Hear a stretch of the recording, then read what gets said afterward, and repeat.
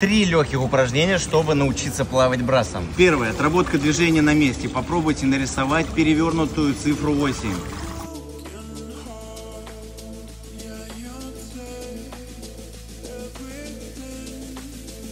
Делаем то же самое, только руками.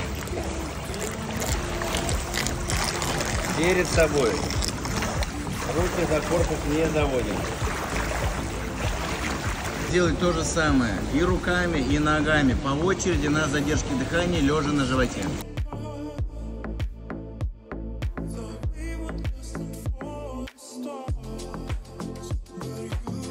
Что делать дальше, расскажу в следующих видео. А пока подпишись и получай пользу.